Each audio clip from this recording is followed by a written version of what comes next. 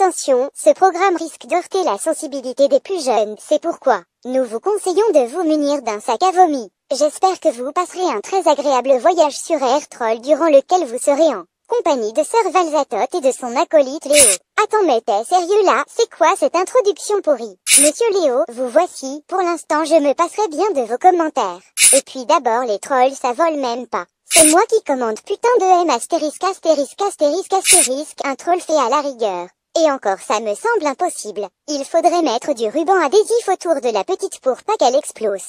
Bon là j'en ai plus qu'assez de lire vos conneries. Lancez la vidéo et débrouillez-vous tout seul, je me casse.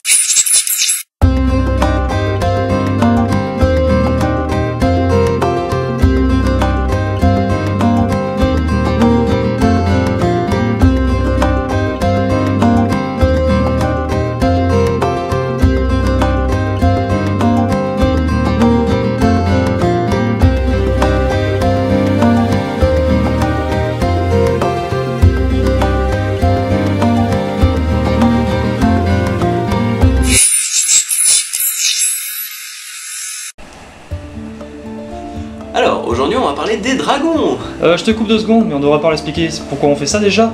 Ah oui, c'est vrai, merde. Bon, en gros, la caverne du troll est une mission dédiée aux créatures issues d'un imaginaire collectif et présentée par Sœur Valzatote et moi-même. Nous avons juste l'intention et la passion de partager nos vidéos et ce qui nous fait plaisir, donc n'hésitez pas à nous faire part de ce qui vous a dérangé ou de ce qui vous a plu dans nos vidéos. Je vous remercie. C'est bon, t'as fini, on peut commencer maintenant? Tu vas arrêter de me casser!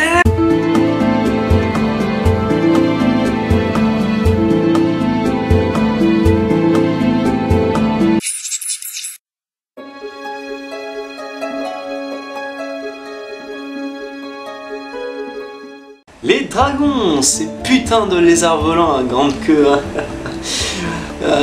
Qui n'a pas rêvé étant petit d'avoir un dragon ou d'être un dragon? Moi-même, je me rappelle étant enfant avoir rêvé d'avoir un dragon pour m'enfoncer ça... Mais là, je m'égare, enfin bref. Les premières apparitions du dragon datent d'à peu près 6000 ans, donc un peu plus vieux que Jean-Claude. Van Damme, oui. Enfin bref. Diabolisé par notre sainte église chrétienne ou chrétienne peut-être, les dragons endossaient à partir de cette époque, et au fil des siècles, le grand rôle du méchant. C'est pourquoi dans la plupart des histoires médiévales, on peut voir un dragon qui kidnappe une sorte de greluche à froufrou, beaucoup trop grasse pour courir un 100 mètres. Oui, vous savez, les princesses, enfin, tout ce bordel-là. Enfin bref. Quoi qu'il en soit, au fil des siècles, plusieurs peuples ont dit et cru apercevoir des dragons, notamment en Irlande où des pêcheurs ont cru apercevoir des dragons au large de leurs côtes. Un peu trop ivre de rhum si vous voulez mon avis. En réalité il s'agissait de dragons de Komodo, d'autres lézards à grande queue. Ce sur quoi tout le monde s'accorde en revanche, c'est que les dragons peuvent se déplacer sur terre, sur mer et même dans les airs. Ils possèdent de nombreux pouvoirs, certains peuvent cracher le feu, la foudre, d'autres contrôlent le temps, provoquent des séismes, et il y en a même qui peuvent lire dans les pensées. Et oh mon dieu, je les plains, putain de merde. Certains même pourraient cracher du lait en poudre, je crois que c'est un peu nul comme pouvoir, mais enfin bref, c'est pas grave. Quoi qu'il en soit, les dragons incarnent une sorte d'idéal pour l'humanité. Leurs écailles sont plus résistantes qu'une armure, ils peuvent vivre des millénaires, voire une infinité de temps, sans que l'âge puisse avoir quelconques effets sur eux. Ils peuvent également voler, ils peuvent nager, ils n'ont aucune limite. Ils sont la perfection faite écaille. Peut-on dire par conséquent que les dragons aient jamais existé? C'est une question assez épineuse à laquelle je ne m'y risquerai pas. Je vous laisse donc faire votre propre théorie dans vos petites têtes, et je vous laisse savoir la suite. Merci.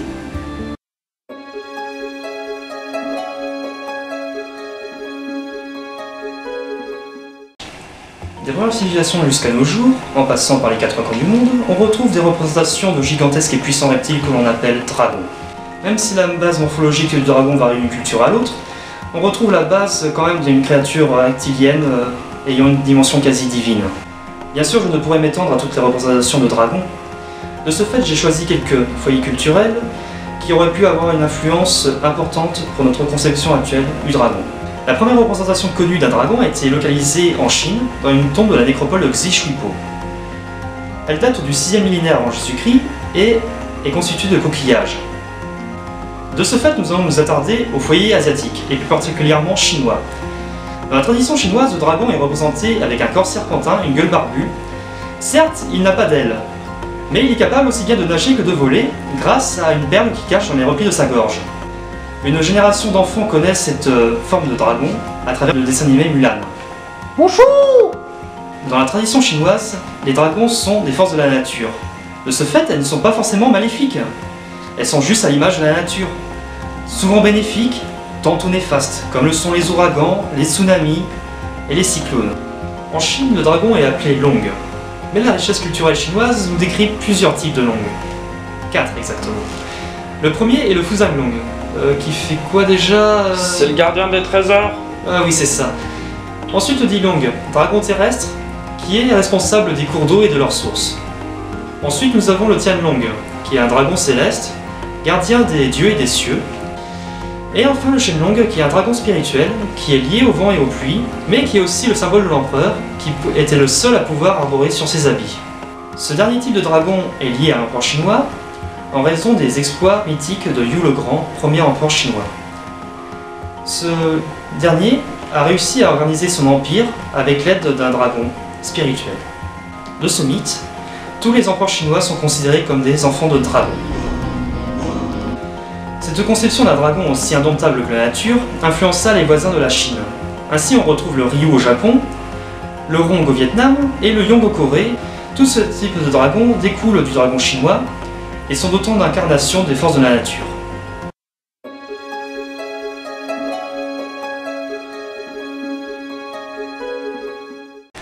Changeons maintenant nos continents pour atteindre notre deuxième foyer culturel, l'Europe païenne.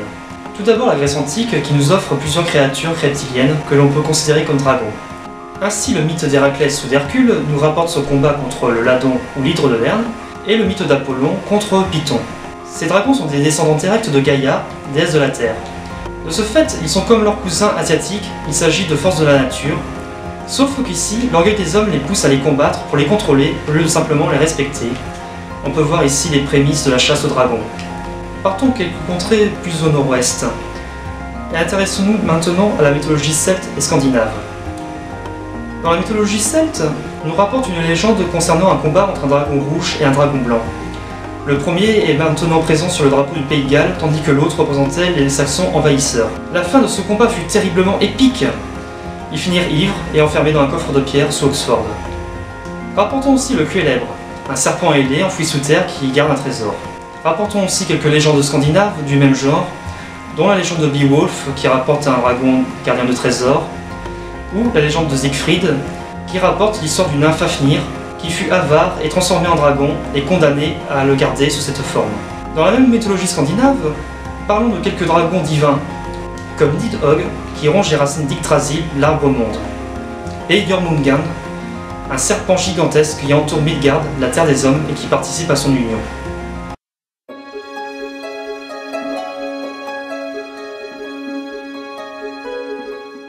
À partir de ces bases mythologiques, nous allons aborder notre dernier foyer culturel, l'Europe chrétienne. Au Moyen-Âge, le but du christianisme est d'évangéliser le monde connu. L'assimilation d'éléments païens était assez répandue, et voire même nécessaire pour convertir les peuples les plus récalcitrants face à ce nouveau véritable Dieu. Évidemment, le dragon ne tardera pas à être assimilé. Il est considéré comme le roi des serpents, et ce fut Satan sous forme de serpent qui mena au péché originel. De ce fait, le dragon rejoignit le bestiaire diabolique chrétien, en tête au même rang que Satan, les roux, les gauchers et les chats noirs. Dans la Bible, l'Apocalypse selon Saint Jean prédit le combat entre l'archange Michel et un gigantesque dragon à 7 têtes, qui sera l'incarnation finale de Satan. Bien sûr, comme Michel est beau, grand et fort et qui sent bon, puisqu'il est le bras droit masturbateur de Dieu, il triomphe de la bête. Face à tant d'incompréhension, le dragon, force incommensurable de la nature, fut considéré comme un vulgaire monstre sanguinaire, pourfendeur et dévoreur de légions d'hommes. La chasse au dragon fut une mode.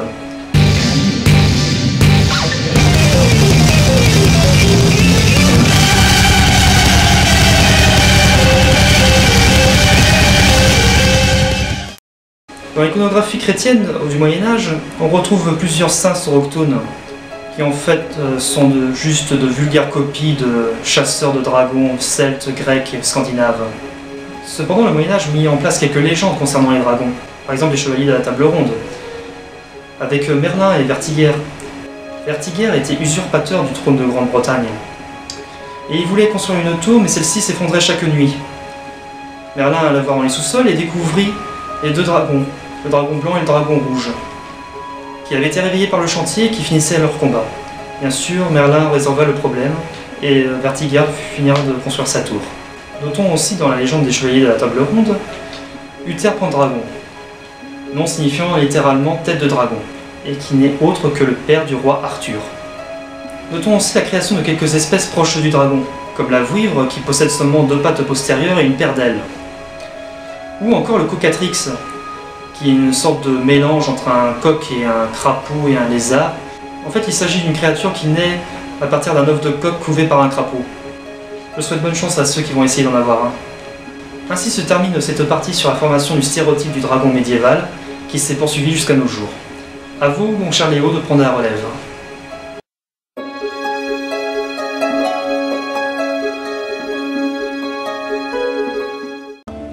Il serait aussi difficile pour moi de passer à côté de la référence du moment en matière de dragon. Je peux bien évidemment parler du Hobbit, où l'on peut retrouver Smaug en train de cracher ses flammes sur un village ou deux, comme à son habitude, toujours affalé sur un tas d'or, celui-là. Hormis J.R.R. Tolkien et ses références draconiques, J.K. Rowling nous offre, dans la saga Harry Potter, de nombreuses illustrations du dragon, tout au long des volumes d'ailleurs. Il serait aussi difficile pour moi, évidemment, de passer à côté de cette référence qu'un Portugais de s'épiler les sourcils tous les matins, si vous voyez ce que je veux dire. C'est pourquoi nous allons nous attarder sur 2 exemples et 2 séries, avec 2 auteurs, ce qui me semble logique, qui ont fait un étalage plutôt singulier du bestiaire draconique au fil des années, jusqu'à nos jours. En premier lieu, je pourrais vous citer tous les ouvrages des auteurs Margaret Weis et Tracy Hickman, qui ont forgé leur réputation d'auteur autour de la figure des dragons, mais plus particulièrement, je vous invite à lire la série qui s'intitule Le secret des dragons, qui, à mon sens, est un condensé assez bien romancé de ce que l'on peut faire actuellement en matière de dragons. D'autres se sont essayés à la formule de manière plus ou moins originale. Je ne saurais trop vous conseiller la lecture des carnets intitulés Sur la piste des dragons, qui narrent les voyages d'un explorateur qui parcourt le monde sur la piste des dragons, et jamais un ouvrage n'aura aussi bien porté son titre. D'autres se sont prêtés au jeu et sont partis du postulat de départ que les dragons existaient bel et bien. Comment dompter un dragon, comment chasser un dragon, ou encore comment devenir un dragon? Autant de questions auxquelles nous nous sommes posés étant petits, et bien certains auteurs tentent d'y répondre. Alors à vous de vous lancer dans l'aventure et tenter de devenir un vrai maître draconnier.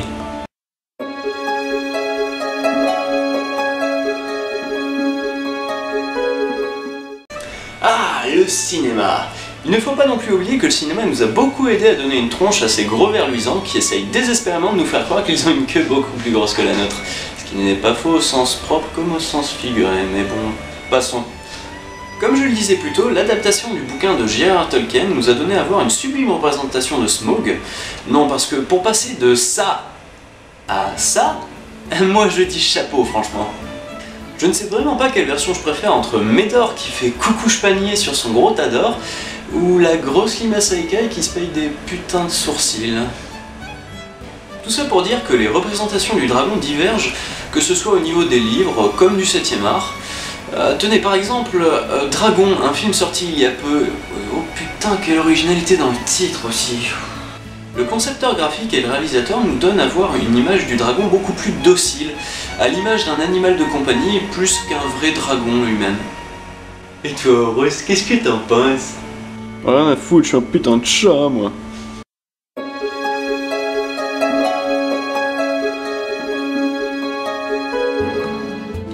Et on en arrive à la partie que je préfère. Alors plutôt que de vous faire une longue intro où je vous explique quelles sont les motivations qui m'ont poussé à traiter les jeux de plateau en premier plutôt que les jeux vidéo, je pense que vous comprendrez quelles sont mes motivations lorsque vous entendrez l'engouement dont je pourrais faire part lors de cette partie. Merci.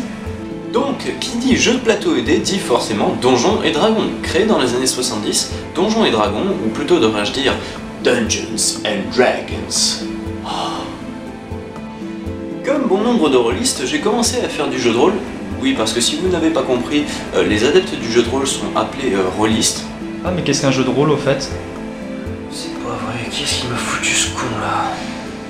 Alors, pour faire simple, le jeu de rôle est une pratique qui nécessite un maître du jeu qui va créer l'univers dans lequel il va faire interagir ses joueurs, et ces derniers vont devoir créer une fiche de personnage et le jouer. C'est pas bien compliqué, mon sang! Tout ça pour dire que le jeu de rôle qui nous intéresse aujourd'hui, c'est tellement un monument du genre rôlistique. Certains l'adorent, d'autres le détestent, mais ce qui est sûr, c'est que toi, rôliste, tu en as déjà entendu parler. Et pour les autres, eh bien, vous pouvez aller vous faire cuire un œuf en attendant la fin de mon speech.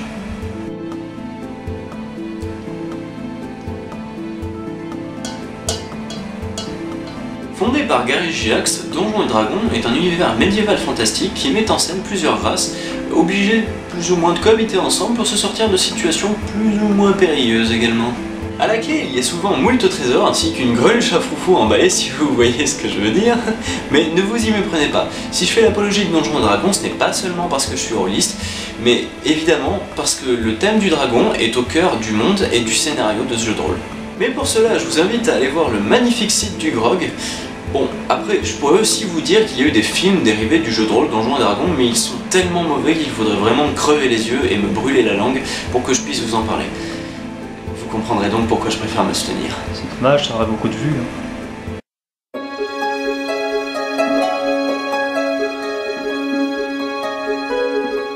Bon, passons maintenant aux jeux vidéo si vous le voulez bien.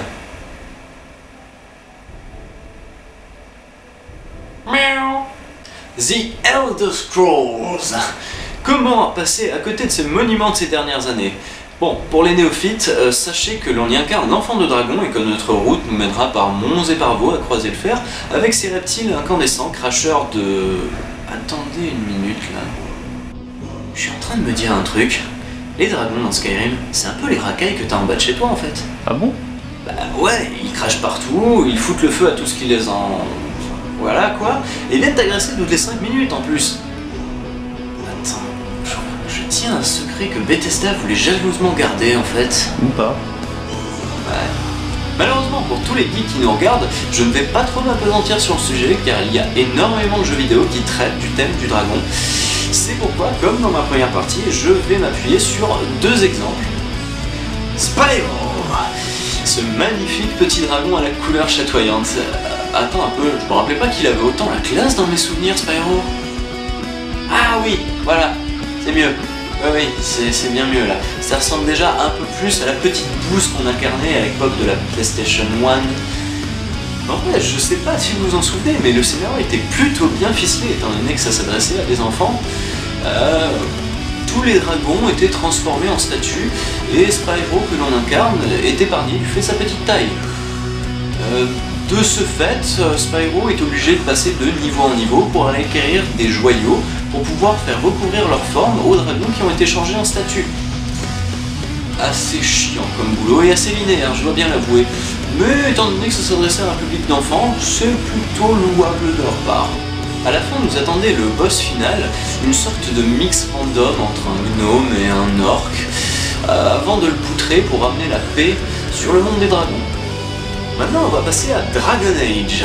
Alors, avec la sortie du 3e opus d'ici quelques semaines, je ne vais pas faire dans le détail, tout est dans le titre selon moi. Et oui, je suis un bon bâtard. Connard!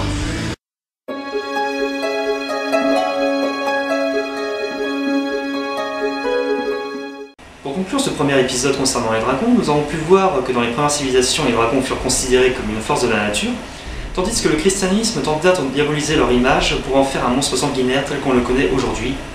Voilà. De ce fait, le stéréotype du dragon moderne a été préservé dans la culture populaire même actuelle, que ce soit autant au niveau des livres, des jeux vidéo que des films, mais malgré tout, certains créatifs, certains auteurs, certains cinéastes ont décidé et ont pris le parti justement d'être original et de faire preuve d'originalité et de s'affranchir de ce stéréotype, ce qui est plutôt louable d'ailleurs. Voilà, je pense qu'on a fait le tour. Oui, tout à fait. Merci à tous d'avoir regardé cette première vidéo, j'espère qu'elle vous a plu. Et n'hésitez surtout pas à liker, à poster un commentaire, ou à la partager tout simplement, ou même je sais pas, en parler autour de vous, faites ce que vous voulez, après tout. On se revoit très très bientôt, et puis A plus, peuple d'internet, j'ai envie de dire. Ouais, ouais. Merci, monde, salut.